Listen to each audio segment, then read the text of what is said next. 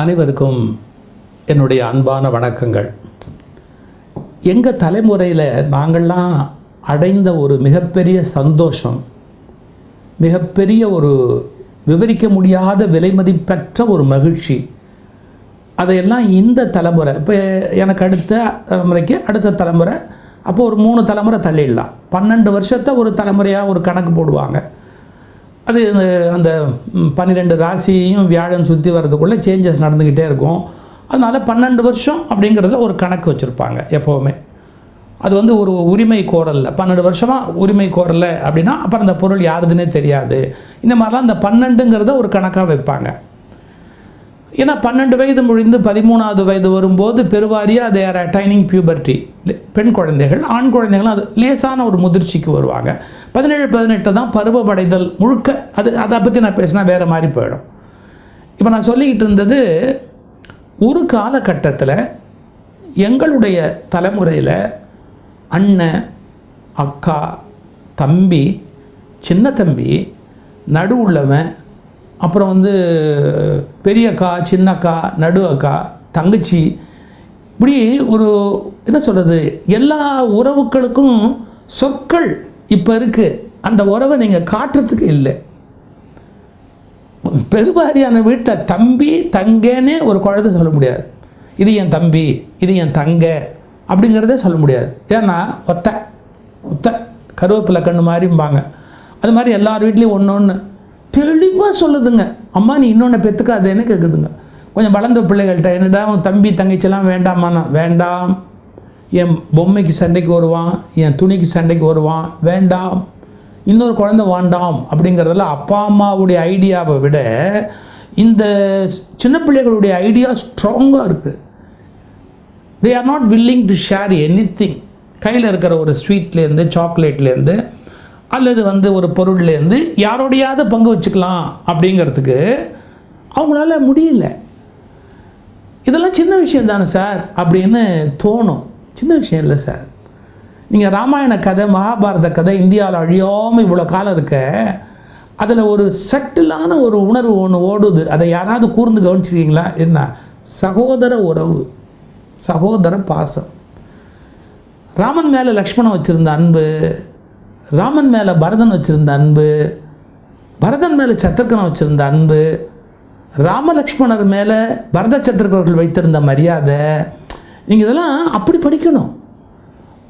ஒரு இலக்கியத்தை படிக்கிற போது அதுலேருந்து நமக்கு எமோஷனலாக சில பண்படுத்தக்கூடிய, நம்முடைய மிருகத்தனத்தை மாற்றக்கூடிய, நம்முடைய முடி நிறைந்த அந்த ஒரு காட்டுமிராண்டி தோற்றத்திலேருந்து வழவழவழன்னு மாற்றம் மட்டுமே மாற்றம் இல்லை. மனதளவில் ஒரு மிருகத்திலேருந்து மனுஷனாக நம்ம மாறுறதுக்கு ராமாயணத்தையும் பாரதத்தையும் நீங்கள் கவனிச்சிங்கன்னா என்னன்னா சகோதர பாசம். பாரதத்திலையும் நீங்கள் பார்க்கலாம், தருமன், பீமன், நகுல, சகாதேவன். இதில் என்ன ஒன்றுன்னு கேட்டிங்கன்னா, ராமாயணத்தில் அப்பாவோட 4 பிள்ளைங்க, அவங்க காமன், அம்மா வெவ்வேறு. இங்கே மகாபாரதத்தில் எப்படின்னா அம்மா ஒருத்தி, ஆனால் அப்பாவில் அது வரலாறு படித்து பார்த்தா தான் உங்களுக்கு தெரியும். அந்த நுட்பம் என்னங்கிறது உங்களுக்கு தெரியும். எதையுமே விரசமாக சொல்வதில் எனக்கு விருப்பம் கிடையாது. அதனால் நீங்கள் அந்த புத்தகத்தை எடுத்து படித்து பார்த்தா தெரியும். அந்த யார் யாருக்கு அந்த குழந்தைகள் தோன்றின அப்படிங்கிற கணக்கு மகாபாரதத்தில் இருக்குது. ஒரு இடம் சொல்கிறேன் பாருங்க. இப்போது பாரத கதையில் அதுலேயும் 2 அம்மா வரா. குந்தின்னு ஒருத்தி வரா, மாத்திரின்னு ஒருத்தி வரா. இந்த குந்தியினுடைய புதல்வர்களாக பிறந்தது தருமன், பீமன், அர்ஜுன். ஆச்சா? பிறகு நகுலன், சகாதேவன் மாத்திரியினுடைய புத்திரர்கள். சரி, இந்த மாத்திரியினுடைய புத்திரர்கள் இந்த 5 பேரும் காட்டுக்குள்ளே போகும்போது வனவாசத்தில் 4 பேர் இறந்து போகிற மாதிரி ஒரு சூழ்நிலை. அதாவது ஒரு தண்ணீரை போய் குடிக்கிறாங்க, அது விஷமுடைய தண்ணீர். அதை குடித்து ஒருத்தன் செத்து போயிட்டானேன்னு, அவன் செத்துட்டானேன்னு அவங்க அண்ணன் போய் அப்படி வரிசையாக எல்லாம் 4 பேர் போயிட்டாங்க. தருமனுக்கும் சகோதரனை பிரிஞ்சு வாழ விருப்பம் இல்லை, தான் சாகிறேன் அப்படின்னு சாக போகிறான். அப்போ ஒரு எச்சன் கேள்வி கேட்டான்னு கதையில் வரும். கதைகளில் நீங்கள் தத்துவங்களையும் நீதிகளையும் நெறிமுறைகளையும் மட்டும் எடுத்துக்கணும். சம்பவங்களை எடுத்துக்கிட்டு கோளாறு பண்ணக்கூடாது. அது நம்ம வளர்வதற்கு பயன்படாது. என்னுடைய அல்டிமேட் எய்ம் என்னென்னா எல்லாரும் நம்ம வளரணும். அதுக்கு எதெல்லாம் துணையாக இருக்கோ எடுத்துக்கணும். சில விஷயங்கள் சரியாக இருக்காது, துணையாக இருக்காது, அதை அப்படியே இக்னோர் பண்ணிடணும். அதை எடுத்து வச்சுக்கிட்டு நம்ம சண்டை போட்டுக்கிட்டு இருக்கிறதால பிரயோஜனம் இல்லை. இப்போ பாருங்களேன், நகுல சகாதேவன் இறந்து கிடக்கிறான், அர்ஜுனனும் பீமனும் இறந்து கிடக்கிறான், தருமன் மட்டும் பழைச்சிருக்கிறான். யட்சன் கேள்வி கேட்குறான். சரியாக பதில் சொன்னதுக்கப்புறம், சரி நீ சரியாக பதில் சொல்லிட்ட, இந்த உன் தம்பிங்களில் யாராவது ஒருத்தரை எழுப்பிக்கோ, ஒரு தம்பியை எழுப்பிக்கோ அப்படின்ன உடனே டக்குன்னு அவன் சொல்கிறான், என்ன சகாதேவனை எழுப்பு அப்படின்னா, உயிரோட கொடு அப்படின்னு கேட்குறான். அவன் கேட்குறான், மாத்திரி சித்தி பிள்ளை தானடா அவன், உனக்கு போரில் ஜெயிக்கணும்னா பீமன் வேணும், இல்லாட்டி அர்ஜுனன் வேணும். அப்போ அர்ஜுனன் வேணும் பீமன் வேணும்னு கேட்பேன் தானே நான் எதிர்பார்த்தேன். நீ என்னடா இப்படி போய் அந்த மாத்திரிக்கு பிறந்த பிள்ளை அவனை வந்து நியாயம்னு ஒன்று இருக்குது. எங்கள் அம்மாவுக்கு குந்திக்கு பிள்ளைங்கிறதுக்கு நான் உயிரோடு இருக்கேன், 2 பேர் செத்து போயிட்டா கூட மாத்திரிக்கு அவளுக்கு 2 பிள்ளைங்க அப்படிங்கிற நகுல சகாதேவன் செத்து போயிட்டான் அப்படின்னா ஒருத்தராவது உயிரோடு இருக்க விடாமா? அதனால் அதை எழுப்புனா தானே நியாயம்னா. பாருங்கள், சொந்த தாய் கூட இல்லை, ஆனால் கிளையாக அமைந்த தாயினுடைய புத்திரனாக இருந்தாலும் அவனை சகோதரனாக ஏற்றுக்கொண்டு அந்த மனம் நிகழ்கிற நிலையை தருமன் செய்கிறான். தருமன் அதே மாதிரி ராமனுடைய கதை நீங்கள் படித்து பார்த்தீங்கன்னா, பரதன் மேலே அவன் வைத்திருந்த அன்பு, லட்சுமணன் மேலே அவன் வைத்திருந்த அன்பு, இதெல்லாம் இன்றைக்கி வந்து கற்பனையாக போச்சு. அண்ணன் தம்பி பாசம் அப்படின்னு. நான் கூட வேடிக்கையாக சொல்லுவேன், மயிலாப்பூரில் நாங்கள் ஒரு வீட்டில் குடியிருந்தோம். எங்கள் வீட்டிலலாம் அப்போ எப்படின்னு கேட்டிங்கன்னா, தண்ணி பைப்பில் கார்பரேஷன் தண்ணி வர்றது பெரிய கஷ்டம். அது எல்லா காலத்துலையுமே மெட்ராஸில் ஏதாவது ஒரு பிரச்சனை இருக்கும். வெளியிலேருந்து தண்ணி வரதை வந்து ஒரு டொடக்கின்னு ஒரு பைப் இருக்குது, அது ஒரு சவுண்டு கொடுக்கும். தண்ணி அடித்து அது அந்த பைப்லேருந்து எடுத்தால் தான் ஏதோ ரொப்ப முடியும். நான் சிரமப்பட்டு உட்காந்து தண்ணி அடிச்சுன்னா தப்பாக நினச்சிக்காதீங்க. இந்த அந்த பைப்பை போட்டு அடித்து பக்கெட்டில் ரொப்பி அதை தூக்கிக்கிட்டு போய் பாத்ரூமில் வச்சு குளிக்கணும். பழைய காலத்து ஓட்டு வீடு, அதுக்கு பாத்ரூம்ங்கிறது வீட்டுக்கு பின்னாடி இருக்கும். குளிக்கணும்னா தண்ணி இப்படி மாதிரி பைப்பில் உட்கார். நான் எல்லாம் தண்ணி பைப்பில் ரொப்பிட்டு கொண்டு போய் பக்கெட்டை ரூமுக்குள்ளே வச்சுட்டு துண்டு கிண்டு எடுக்கணுங்கிறதுக்காக எங்கள் வீட்டுக்குள்ளே வரும்போது எங்கள் அண்ணன் போய் கதவை சாத்திக்குவான். தண்ணியை உட்காந்து பைப்பில் எல்லாம் அடிச்சிக்கிட்டு இருக்க வேணாம் அப்படின்னு கதவை சாத்திக்குவான். கோபமாக வரும், நாங்கள் கத்தக்கூட முடியாது. எங்கள் அப்பா கொண்டே போட்டுருவார் சத்தம் வந்ததுன்னா. அண்ணன் தம்பிக்குள்ளே சண்டையெல்லாம் பெருசாக நடத்த முடியாது. கொஞ்சம் யோசிச்சு பாருங்கள், நான் அந்த பாத்ரூம் கதவுக்கிட்ட போய் எங்கள் அண்ணன்ட்ட கோபமாக திட்டுவேன். அவன் பதிலுக்கு உள்ளேருந்து தண்ணி அந்த பதில் சொல்லுவான். அதெல்லாம் சொன்னால் மணிக்கணக்காக போயிடும். அந்த மயிலாப்பூர் பாஷை கட்டையில் போகிறவனே அப்படின்னு திட்டுறது, மயிலாப்பூர் பாஷையில் திட்டுவேன் கட்டையில் போகிறவனேன்னு.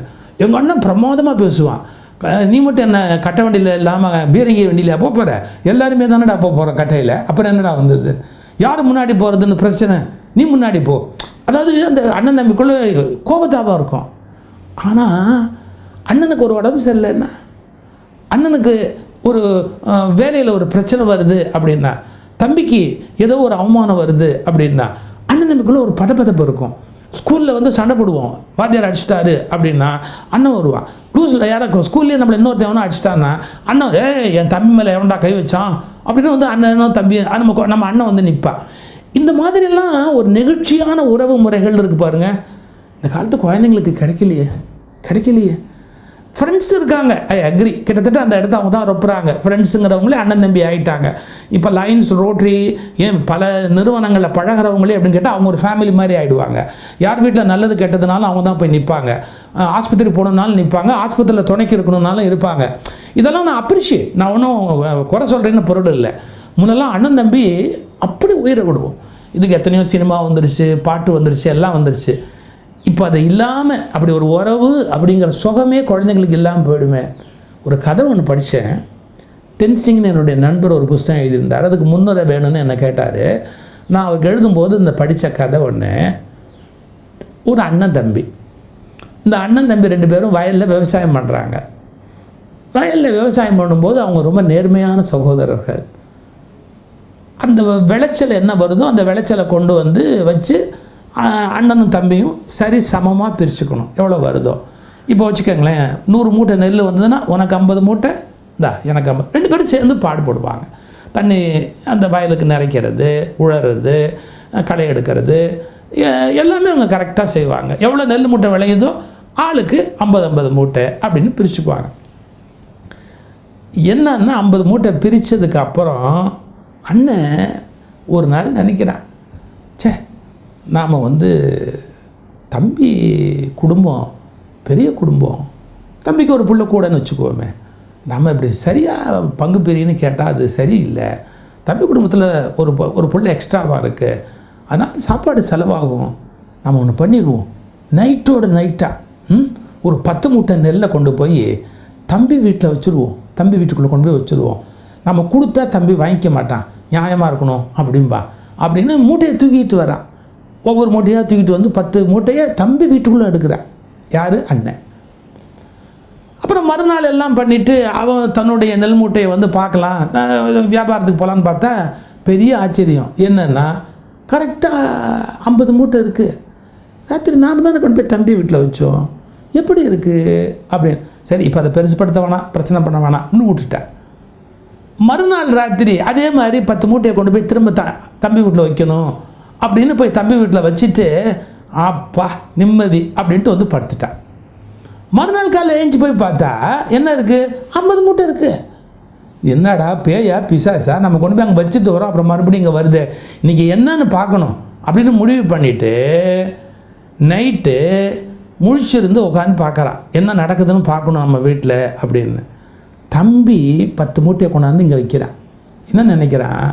அண்ணன் எவ்வளோ பெரியவர், நம்மளை வளர்த்தவர், அண்ணி நமக்கு தெய்வம் மாதிரி, எவ்வளோ நமக்கு அவங்க நல்லது பண்ணியிருக்காங்க.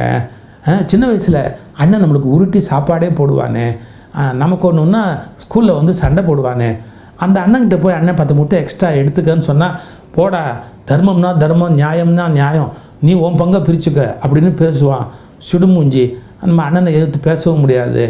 அண்ணன் வீட்டில் கொஞ்சம் நிறைய பேர் வந்து போவாங்க, எங்கே எது முறை நாளும் கல்யாணம்லாம் 4 பேர் வந்து போகிறதுன்னா நேரம் அண்ணன் வீட்டுக்கு தானே போவாங்க, சாப்பிட்ணும்ல.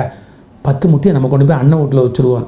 இப்போ டெய்லி என்ன நடக்குதுன்னா, அண்ணன் ஒரு 10 மூட்டையை கொண்டு போய் அங்கே வைக்கிறான், தம்பி ஒரு 10 மூட்டையை கொண்டாந்து இங்கே வைக்கிறான். இந்த கணக்கு குறையுமா சார்? அண்ணன் தம்பினா இப்படி தானே சார் இருக்கணும், அண்ணன் தம்பினா இப்படி தானே சார் இருக்கணும். சில பேர் மோசம் பண்ணுறாங்க அப்படிங்கிறதுக்காக, சில பேர் சரியா இல்லை அப்படிங்கிறதுக்காக அந்த உறவையே வந்து தேவையே இல்லைன்னு நம்ம சொல்லிட முடியுமா? கொஞ்சம் யோசிச்சு பாருங்கள். கொஞ்சம் முன்ன பின்ன கூட இருக்கலாம், உங்கள் தம்பி மேலே உங்களுக்கு கோபம் இருக்கலாம், கொஞ்சம் விட்டு கொடுங்களேன். உங்கள் அண்ணன் மேலே உங்களுக்கு கோபம் இருக்கலாம், கொஞ்சம் விட்டு கொடுங்களேன். என்ன கெட்டு போச்சு, எல்லோரும் என்ன வாரிட்டே போகிறோம். ஒரு சொத்து தகராறு இருக்கா, அண்ணனும் தம்பியும் கோர்ட்டில் போய் நின்றுக்கிட்டு யாருக்குன்னா கடைசியில் இந்த வீட்டை வக்கீல் வாங்கிடுறேன். ஏங்க நான் இப்படி சொல்கிறேன்னு தப்பாக நினைக்காதீங்க. என்ன நம்ம தம்பி தானே, அவன் ஒரு 1000 சதுரடி கூட எடுத்துக்கிட்டான்னா என்ன ஆகிட போகிறான்? நம்ம அண்ணன் தானே, அவன் ஒரு 1000 சதுரடி கூட எடுத்துக்கிட்டா என்ன ஆகிட போகிறான்? இந்த பெருந்தன்மை அண்ணன் தம்பிக்குள்ளே வரணுமா இல்லையா? 2 பேருக்குமே வரணும். நான் யாரும் ஒருத்தரை சப்போர்ட் பண்ணி பேசுகிறேன்னு பொருள் அல்ல. இந்த உறவுனுடைய சுகம் இருக்குது பாருங்கள். அக்கா தங்க, அக்கா தம்பி, அண்ணன் தம்பி, தம்பி அக்கா, அடடடடடடா, அதெல்லாம் சண்டையும் அதே நேரத்தில் பாசமும் கண்ணீரும். ஒரு ஒரு ஒரு 60ஆம் கல்யாணத்தில் சந்திக்கும் போது எல்லாரும் கண்ணும் குளமாகும். நம்ம எவ்வளவோ சண்டை போட்டிருப்போம், அதெல்லாம் நினச்சா கூட கண்லேருந்து அப்படியே தண்ணி கலன்னு வரும். எவ்வளவோ தம்பியை திட்டிருப்பாங்க அந்த அக்கா, அந்த தம்பியை பார்த்தா இப்போது அவங்களுக்கு அப்படியே அழுகாக வரும். என்ன உன்னை பற்றி ஊரே பாராட்டுது, உலகமே பாராட்டுது, நான் அன்றைக்கெல்லாம் உன்னை திட்டிருக்கிறேனே அப்படிமா. என்றைக்கு இருந்தாலும் நீ அக்கா இல்லையா, விபூதி பூசி விடு அப்படின்னு காலில் விழுந்து விபூதி பூசும்போது, எப்பா நீ ரொம்ப பெரிய ஆளப்பா, உனக்கு நான் எப்படிப்பா விபூதி பூசுவேன்? அதெல்லாம் ஒன்றும் கிடையாது, உனக்கு தம்பி தான், உனக்கு தம்பி தான், நீ வந்து குண்டான்னு திட்டுவல்ல, அதை மறக்க முடியுமா? எதுக்கு சொல்ல வரேன், இந்த சுகமே இப்போ தெரியாமல் போச்சு.